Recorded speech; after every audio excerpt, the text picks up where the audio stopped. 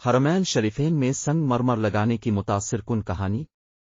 وہ ایک مصری انجینئر اور آرکیٹیکٹ تھے جنہوں نے دنیاوی چکاچوند سے دور رہنے کو ترجیح دی۔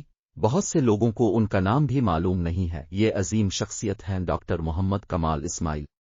وہ مصر کی تاریخ میں ہائی اسکول کا سرٹیفکیٹ حاصل کرنے والے سب سے کم عمر شخص تھے۔ وہ پہلے رائل اسکول آف انجینئرنگ میں داخلہ لینے والے سب سے کم عمر اور اس سے فارغ التحصیل ہونے والے سب سے کم عمر طالب علم تھے۔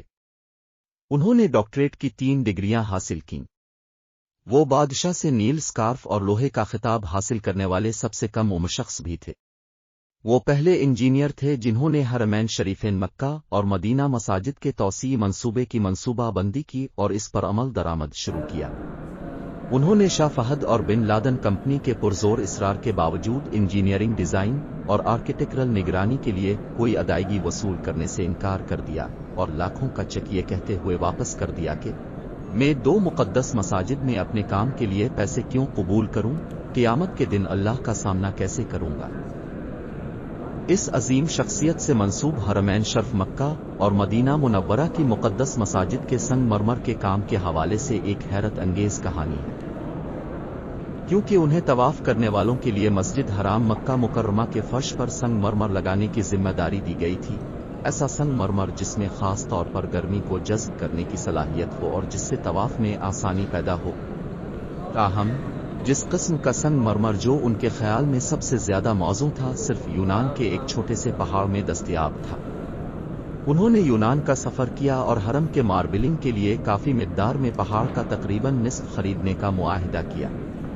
معاہدہ کرنے کے بعد وہ مکہ واپس آئے اور سفید سنگ مرمر سٹاک میں آ گیا، اور جلد ہی مکہ مکرمہ میں مسجد الحرام کے فرش پر سنگ مرمر لگانے کا کام مکمل ہو گیا۔ 15 سال بعد انہیں مسجد نبوی میں بھی اسی قسم کا سنگ مرمر لگانے کو کہا گیا۔ کمال یونان میں اسی کمپنی میں گئے، ان سے باقی رہ جانے والی مقدار کے بارے میں پوچھا۔ انہوں نے کہا کہ اسے 15 سال قبل ہی فروخت کر دیا گیا تھا۔ کمال کو بہت دکھ ہوا۔ دفتر سے نکلتے ہوئے آفس سیکریٹری سے درخواست کی کہ براہ کرم ماربل کی باقی مقدار خریدنے والے شخص کا ٹھکانہ بتائیں۔ اس نے جواب دیا کہ اتنے پرانے ریکارڈ سے جاننا مشکل ہوگا۔ کمال کے کہنے پر اس نے پرانے ریکارڈ تلاش کرنے کا وعدہ کیا۔ کمال نے اس سے اگلے دن دوبارہ ملنے کا وعدہ کیا۔ دفتر سے نکلتے وقت ان کے دل میں ایک خیال تھا کہ اللہ کچھ نہ کچھ اچھا کرے گا۔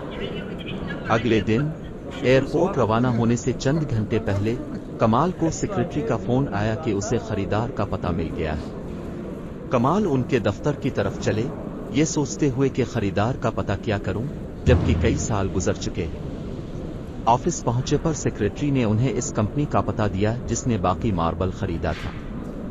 کمال کا اس لمحے دل اچھل پڑا جب انہیں معلوم ہوا کہ ماربل خریدنے والی سعودی کمپنی تھی۔